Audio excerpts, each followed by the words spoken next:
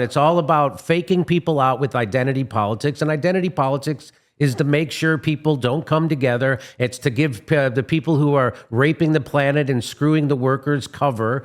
And, if the joke I say, if it was 1860, the Democrats wouldn't be trying to fix slavery. They'd be bragging about their first transgendered slave owner. Yeah. And that's where we're at today. And so that's what that's all about. And yes, it is.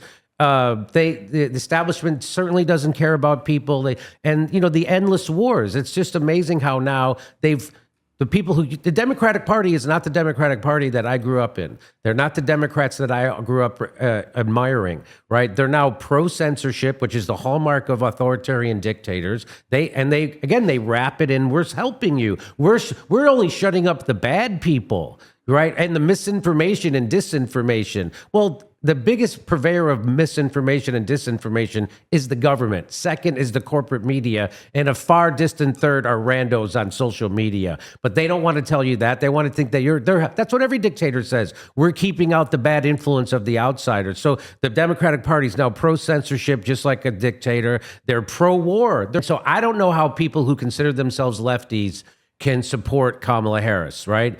Now, I have a red line when it comes to I will amplify, help, and work with anybody to help end war, right? So if Trump's for ending that war, I'll do whatever I can to help end the Ukraine war. And when I hear Bobby on stage at a Trump rally say we have to end those endless wars, invest that money back in America, and the whole place cheers, a stadium full of Republican voters cheers, that's what scares them, right? Because that's something I could cheer for. That's what people on the left are supposed to be cheering for. That's when we realize that we have the same common interests. We're not as different as people make us. So we're not the cartoon caricatures that the corporate media makes us out to be. When Bobby says he wants to take on big agra and he wants to get the corruption out of the FDA and the CDC and he wants to take on big pharma, and a stadium full of Republican voters cheer that on. I'm like, I can cheer that on. That's so that again, that is the message that scares them, and that's why they keep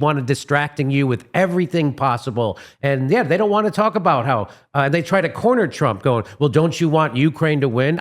He says, I want the war to end so people stop dying. And right now, it's obvious.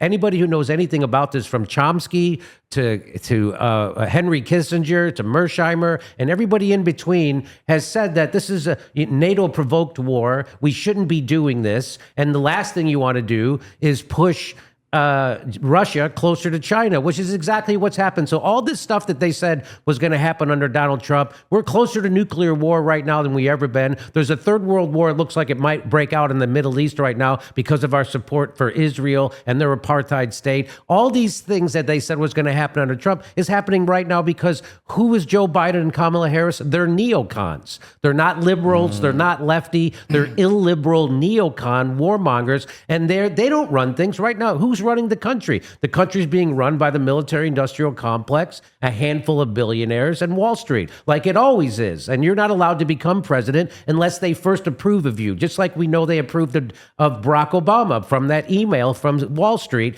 to his campaign. We know that's who's running the country, because if it was really being run in the interest of the people, we wouldn't have people living under every bridge. We would have health care for everybody. We wouldn't have education that bankrupted you. We wouldn't have housing prices. Now, half the country can't afford a house now in the United States. So it's not being run in the interest of the people, and it hasn't been for a long time.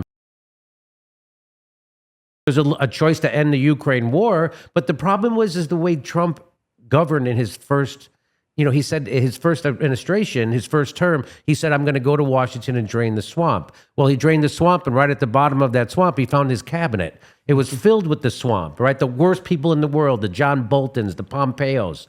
The head of Exxon became his Secretary of State. I mean, it was ugly. So now Bobby is going to try to convince people that, no, he didn't know what he was doing in the first term, and I'm going to show him how to do it this term. So that's all we have to hope. It's a sliver of hope. That's all people have now. But what people really need to do to come is workers, just like what happened on Staten Island, workers need to wake up like the truckers did in Canada and come together. That's how propagandized people are in America.